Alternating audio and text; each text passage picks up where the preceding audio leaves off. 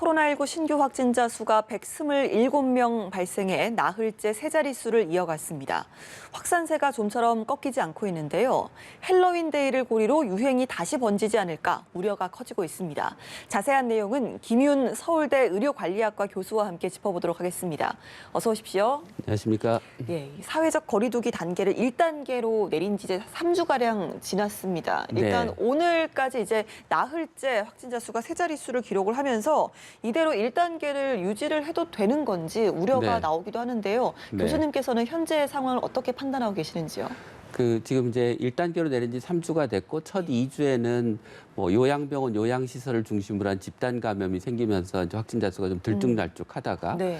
지난주부터는 환자 수가 이렇게 꾸준히 늘어나는 양상을 보이고 있고 예. 그 내용을 들여다보면 일상 속에서 뭐 모임, 학교 뭐 이런 그 공간 이런 그 모임에서 이제 그 작은 감염들이 모여서 숫자를 좀 많이 나타내는 상황으로 번지고 있는데요. 예. 이거는 이제 거리두기를 낮춰서 생긴 현상이라고 보이고 이런 정도의 단계는 아마 충분히 예상 가능한 이 상황이었던 것 같습니다. 그래서 이게 대규모 집단 감염으로 발전하지 않도록 하는 방역 당국의 노력이 좀 필요할 것 같고요. 예.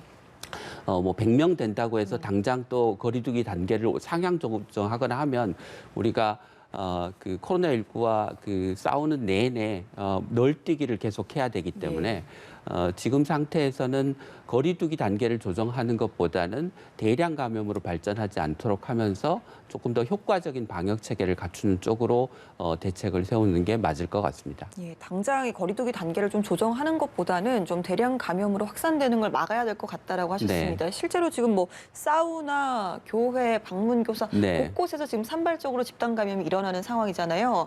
특히나 또 우려되는 부분이 지금 수도권을 중심으로 집중적으로 이제 확진자가 나오고 있는 점 아니겠습니까?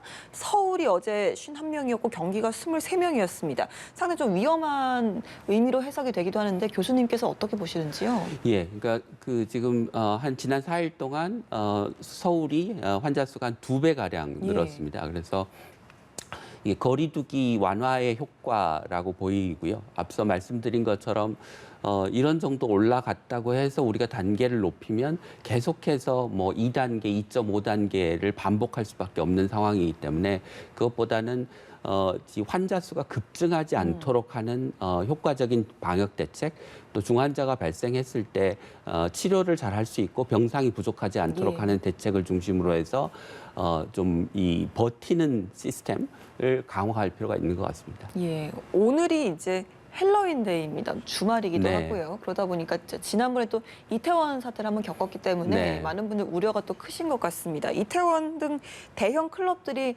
휴업에 들어가잖아요. 네. 그러다 보니까 좀 헬로윈데이를 즐기려는 분들이 지방으로 좀 내려가는 어느덧 이렇게 풍선 효과에 대한 우려도 커지고 있습니다. 실제로 지방에 있는 클럽에 네. 개장을 문의를 하는 게 좀 늘어나고 있다라는 이야기도 있더라고요. 네, 그래서 지방에 있는 방역 당국이 그러니까 뭐 부산, 대구 이런 데서 이제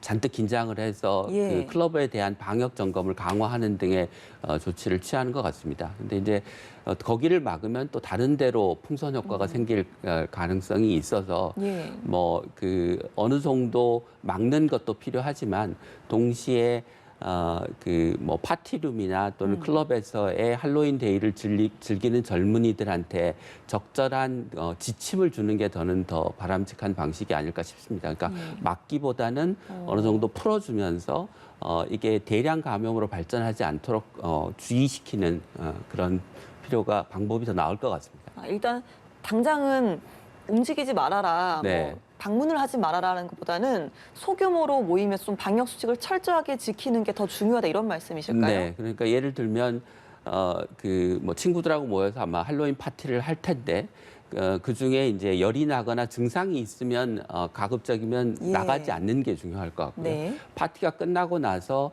코로나19가 의심되는 증상이 있으면 즉시 진단을 받아서 다른 사람을 감염시키지 않도록 하는 것. 그다음에 이제 뭐 얼마나 지킬 수 있을지는 모르겠지만 파티를 하거나 클럽에서 거리두기, 마스크 쓰기, 뭐 음식 나눠 먹지 않기 등의 기본적인 방역 수칙을 가능한 최대한 지키는 예. 것. 예. 것이 좋지 않을까 싶습니다. 알겠습니다. 그리고 이제 지방으로 갈 때 운전을 하는 분들도 계시겠지만 네. 뭐 비행기라든지 기차라든지 대중교통을 이용을 해서 이동을 하시는 분들도 계실 네. 테니까 거기에서 또 어떤 산발적인 집단 감염이 생기지 않을까 이 부분도 상당히 우려스럽거든요. 네. 근데 대중교통은 우리가 일반적으로 생각하는 것보다는 훨씬 더 안전한 것 같습니다. 예. 그러니까 비행기 같은 경우는 이제 워낙 환기 시스템이 잘 돼 있고 예. 대중교통 같은 경우는 또 그 사람이 들락날락하면서 환기하는 그런 효과들이 있어서 예. 생각한 것보다는 안전한 것 같습니다. 예, 이동도 물론이고요. 또 어떤 참석이나 방문을 하더라도 개인 방역수칙 철저히 좀 지켜야 된다는 말씀해 주셨습니다. 방역 당국에서 계속해서 좀 참석 자제를 당부하는 분위기입니다. 주의해야 될 방역수칙 다시 한번 좀 짚어주신다면요.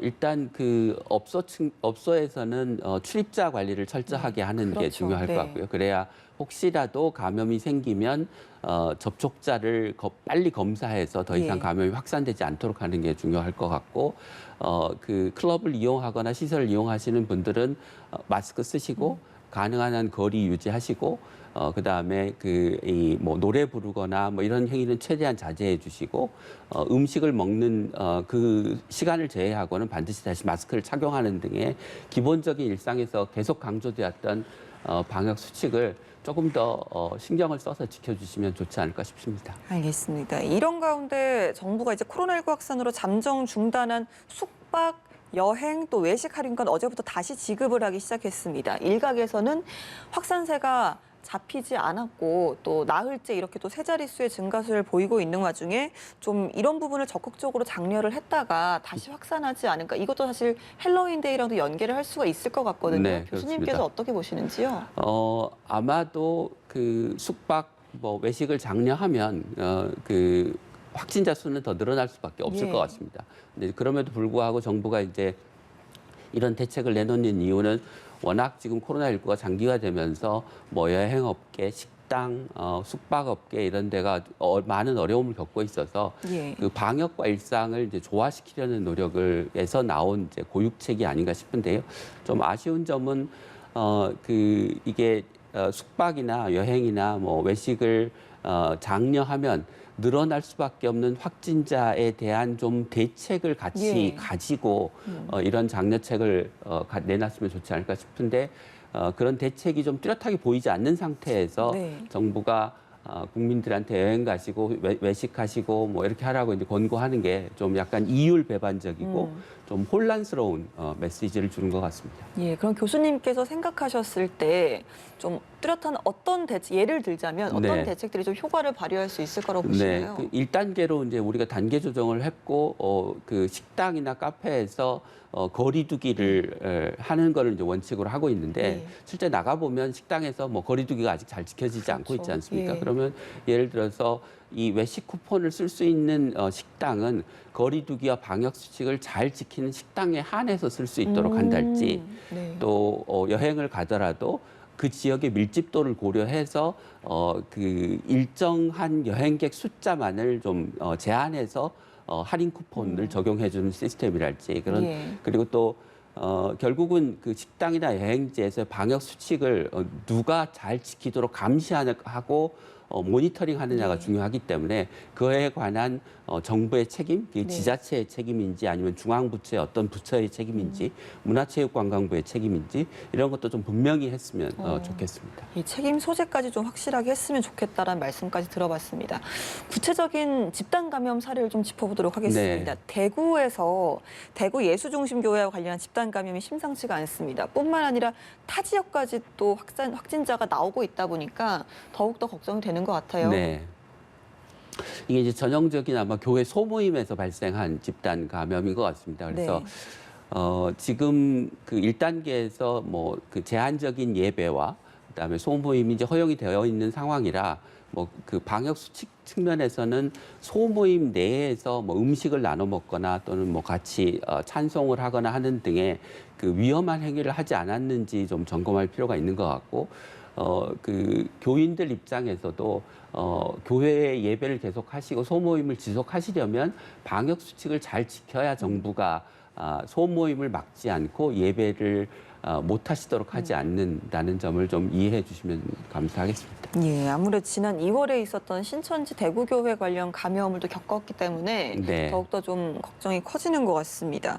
교회에서 다시 좀 대면 예배 금지라든지 네. 이런 방안들이 다시 또 고민이 되어봐야 하지 않을까 하는 네. 목소리 나오는데 네. 교수님께서는 어떻게 생각하시는지요? 이제 교회가 그 지난 뭐 거의 한 10개월 사이에 가장 많은 확진자가 나온 이제 우리 사회에서 곳인데요.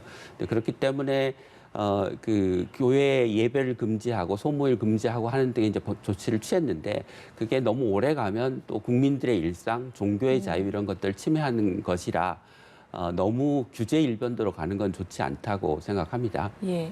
그러니까 앞서 말씀드린 대로 방역과 종교 생활의 조화도 필요한 거니까요.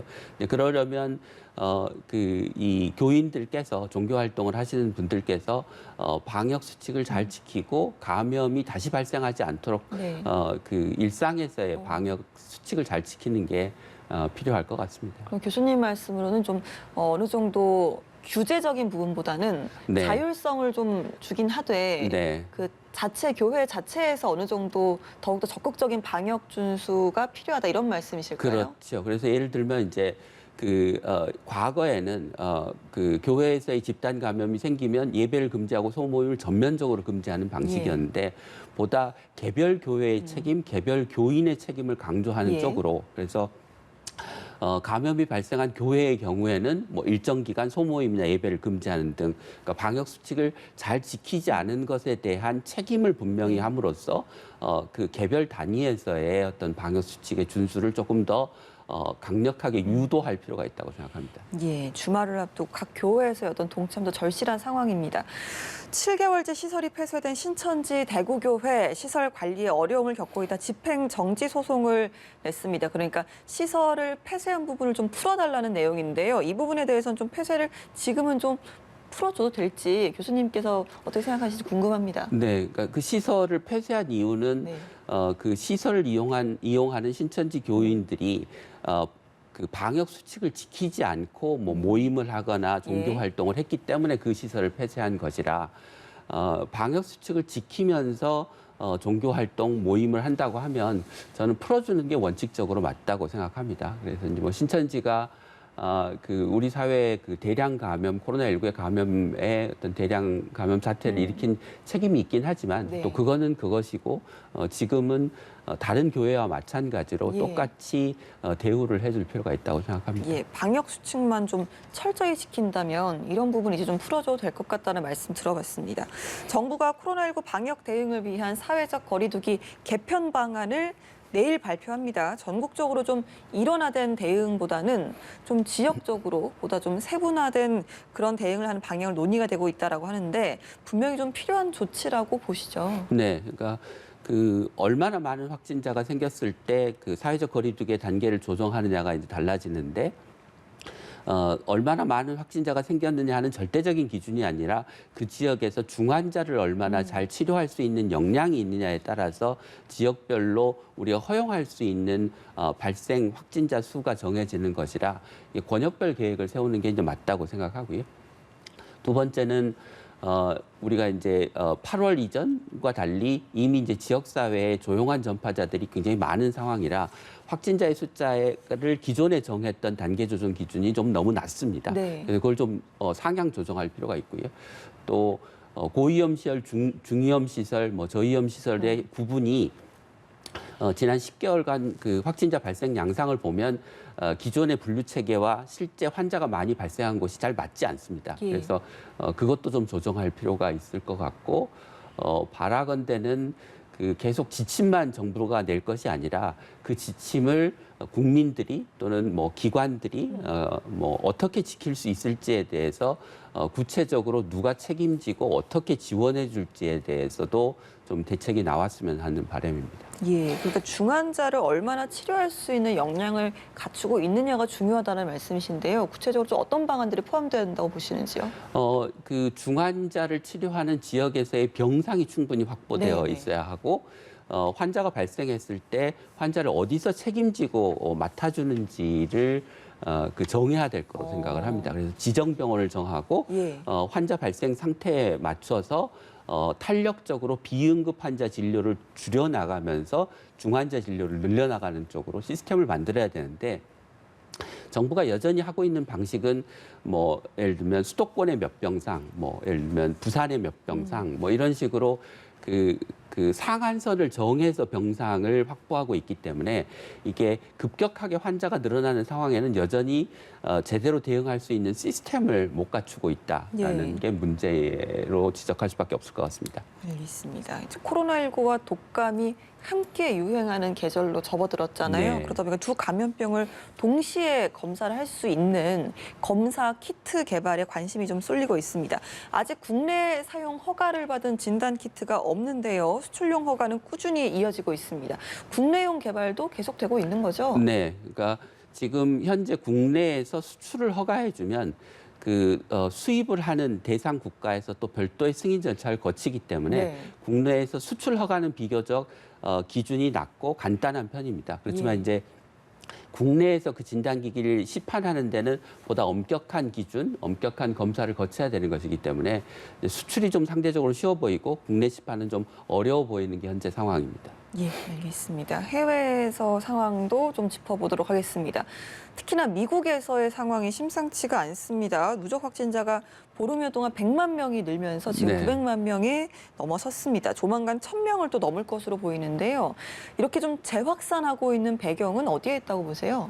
이제 거슬러 올라가 보면 그 첫 번째 피크가 발생한 그 3월, 4월 이 시기에 코로나19가 충분히 억제되지 않은 상황에서 미국이 너무 경제 활동을 일찍 재개한 것, 그 이후에 이제 마스크 쓰지 않고 계속해서 경제 활동이 이루어지면서 아주 그 광범위하게 조용한 전파자들이 지금 확산되어 있는 상황, 거기에 이제 날씨가 추워지면서 그 바이러스는 뭐랄까 전파력이 강해지고 사람들은 면역력이 떨어지고 실내 활동이 늘어나면서 전파가 일어나기 좋은 환경이 마련된 게 이제 현재 상황인 것 같습니다. 그래서 현재 확진자 수의 증가는 아마 내년 봄까지 1, 2월, 3월까지는 뭐 상당 기간 계속되지 않을까 싶습니다. 네, 그러니까 억제되지 않은 상황에서 경제 활동이 너무 빨리 시작됐다라는 걸 좀 짚어주셨는데 네. 그러면 지금 다시 좀 미국에서 어느 정도 안정세를 찾으려면 네. 미국 대선 이후에 좀 다른 어떤 방역 대책이 마련돼야 될까요? 기본적으로는 마스크를 철저하게 쓰는 게 아마 제도화돼야 될 거로 네. 생각이 되고요. 그다음에 지금 여전히 검사와 접촉자 관리가 미국도 잘 안 되고 있습니다. 네. 예, 그리고 사회적 거리두기의 단계가 지금 피크를 좀 한번 꺾으려면 보다 강력한 사회적 거리두기를 일정 기간, 적어도 2주 이상 한 달 정도는 해서 확산세를 꺾어야 그 다음 단계에 대책이 가능할 것 같습니다. 알겠습니다. 오늘 말씀 여기까지 듣도록 하겠습니다. 나흘째 세 자릿수를 이어가고 있는 코로나19 신규 확진자 관련해서 김윤 서울대 의료관리학과 교수와 함께 짚어봤습니다. 오늘 말씀 고맙습니다.